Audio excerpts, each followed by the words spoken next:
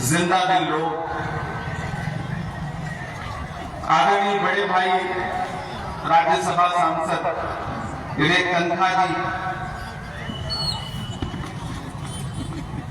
लखन गंगौरिया जी, आपके प्रत्याशी, आपके अपने,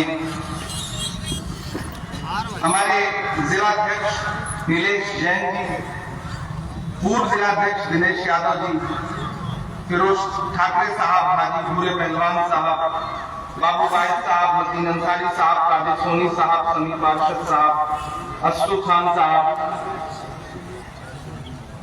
अभी आंखों की शम्में जल रही हैं, प्यार जिंदा है। अभी आंखों की शम्में जल रही हैं, प्यार जिंदा है। अभी मायूस मत होना, अभी बीमार जिंदा है। अभी मायूस मत होना, अभी बीमार जिंदा है। हजारों जख्म खाकर भी मैं जालिम के मुकाबिल हूं। खुदा का शुक्र है अब तक दिले खुददार जिंदा है। जबलपुर वालों, एक लंबे अरसे के बाद आपके बीच में आया हूं। 2018 में आया था, यही वो मैदान था और यही आप लोग थे जिनके सामने मैं अपना दामन फैला के गया था। एक वादा भी किया था कि बीच में आऊंगा, लेकिन नहीं आ सका। आप ये मत समझिएगा कि मैं कहीं जिंदगी को सुकून से जी रहा था और भूल गया था। नहीं, ऐसा नहीं था। पिछली बार आया था तो सिर्फ शायर बन के आया था, इस बार आया हूं तो सांसद बन के आया हूं। ये जो 5 साल का सफर रहा है उसमें बहुत मसरूफ रहा, आपके लिए लड़ता रहा, आपके मुद्दों पर बोलता रहा, चाहे वो सड़क हो, चाहे वो संसद हो। मैं डरा नहीं, मैं झुका नहीं, कहीं छुप छुपा के खड़ा नहीं। जो डटे हुए हैं महाज पर मुझे उन सफों में तलाश कर। मैं मुसलसल लड़ता रहा, मैं बोलता रहा और आज आपके बीच में खड़ा हूं एक बार फिर से, क्योंकि आने वाली 17 तारीख को आपको ईवीएम की कतारों में लगना है और मध्य प्रदेश के मुस्तकबिल का फैसला करना है। आप बहुत समझदार लोग हैं, बहुत होशियार लोग हैं। मैं तो बस आपसे ये कहने आया हूं कि हिंदुस्तान के किसी भी मीडिया का कोई भी सर्वे उठा करके देख लीजिए, सारे सर्वे एक बात कह रहे हैं कि 3.5 साल तक मध्य प्रदेश को मामू बनाने वाले मामा अब जा रहे हैं, उनकी विदाई तय है। मध्य प्रदेश से भाजपा की सरकार जा रही है, क्योंकि यह सरकार आवाम के यकीन से नहीं बनी थी, आवाम के वोट से नहीं बनी थी, बल्कि लोकतंत्र को लूट करके बनाई गई सरकार थी। और अब जब आवाम के पास बदला लेने का वक्त आया है तो आवाम ने ऐलान कर दिया है कि चाहे जो हो जाए, चाहे प्रधानमंत्री भी 100 बार आए मध्य प्रदेश, चाहे अमित शाह जी आए, चाहे पूरी भाजपा आ जाए, लेकिन मध्य प्रदेश से भाजपा की विदाई तय है। ऐसे में जबलपुर वालों में आपके सामने कुछ संजीदा बातें करने के लिए आया हूं। भाजपा जानती है कि वो इलेक्शन हारने जा रही है।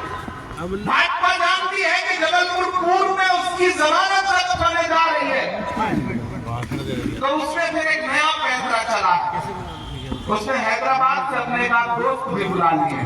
अभी तक भाजपा की मदद करने के लिए ईडी आती थी, सीबीआई आती थी, आईटी आती थी। आजकल हैदराबाद से एक भाई साहब आते हैं, वो बड़ी बड़ी बातें करते हैं, वो आपके बीच में आकर के क़यादत खड़ी करने की बात करते हैं। कौन सी क़यादत की बात कर रहे हो? एक जुआ के सरदार को आप हमारा कायद बनाना चाहते हो जबलपुर का? उनसे तो 1000 गुना अच्छे हैं, लेकिन गंगौरिया आपके हैं, अपने हैं, जांचे पढ़ते हैं। पिछले 25-30 साल से आपकी खिदमत कर रहे हैं।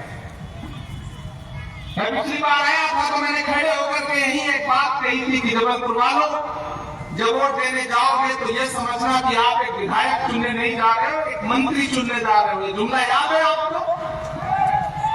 आज मैं फिर आपसे ये बात कह रहा हूं कि इस बार वोट देने जा रहे हो तो सिर्फ विधायक चुनने के लिए वोट देने नहीं जा रहे, सरकार चुनने के लिए वोट देने जा रहे हैं। इसलिए आपकी जिम्मेदारियां बड़ी हो जाती है जब आपको पता हो कि आपके एक वोट से सूबे की सरकार बदलने जा रही है, तो फिर किसी के झांसे में मत आना। किसी का जलवा रंगी तखय्युलात में है, चराग बन के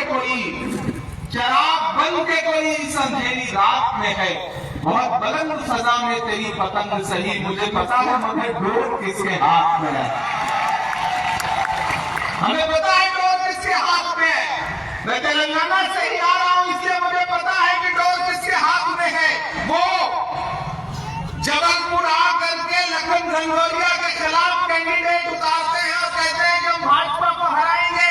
लेकिन मैं यहां खड़ा होकर के कह रहा हूं जबलपुर वालों के दारुस्सलाम हैदराबाद में जहां मौजूद है, उस दारुस्सलाम की जो विधानसभा है, उस विधानसभा का नाम घोषा महल है और वहां का विधायक भाजपा का है। पहले उसे हरा लीजिए, फिर आकर के जबलपुर में लखन घनघोरिया को हराने की बात करिएगा, भाजपा को हराने की बात करिएगा।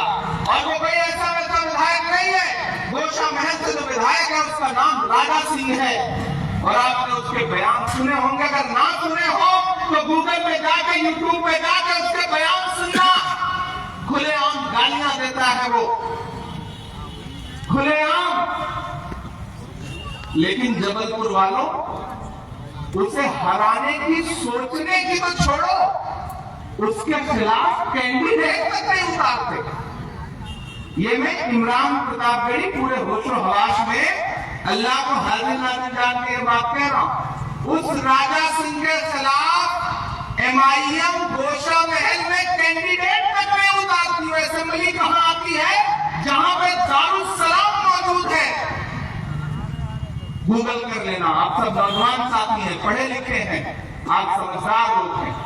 इसलिए मैं कहने आया हूं कि एक एक वोट की अहमियत बहुत बड़ी है। इस बार आपको पता है कि जब सरकार बनने जा रही है तो बढ़ चढ़ के सरकार बनाने में हिस्सेदारी दिखाओ, आगे बढ़ो, कांग्रेस का झंडा पकड़ो और कांग्रेस पार्टी को यह एहसास दिलाओ कि सरकार तुम्हारे वोटों से बन रही है, लखन घनघोरिया तुम्हारे वोटों से जीत रहे हैं। ये जो आए हैं बड़े बड़े मुकर्रिर यहां घूम घूम करके तकरीरें कर रहे हैं, वो सिर्फ आपको सब बात दिखाएंगे, उससे ज्यादा कुछ नहीं। सिर्फ इसलिए क्योंकि सरकार के खिलाफ जो संसद सीना ठोक के खड़े हैं तो हम लड़ रहे हैं। लेकिन इस बार वादा कर रहा हूं, इस बार जरूर पलट के आऊंगा, ये मेरा वादा है। मैं आखिर में 4 मिनट बचे हैं, एक छोटी सी नज्म सुना देता हूं। नहीं सुनाऊंगा तो आप नाराज हो जाएंगे। कहां सोया है चौकीदार, कहां सोया है चौकीदार। अगले 4 मिनट मुझे लगे कि जबलपुर उसी तरह सांस ले रहा है जैसे जबलपुर जाना पहचाना जाता।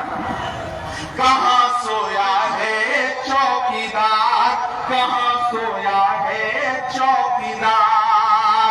पेट्रोल और डीजल की कीमत रही सैकड़ा मार, कहां सोया है चौकीदार, कहां सोया है चौकीदार।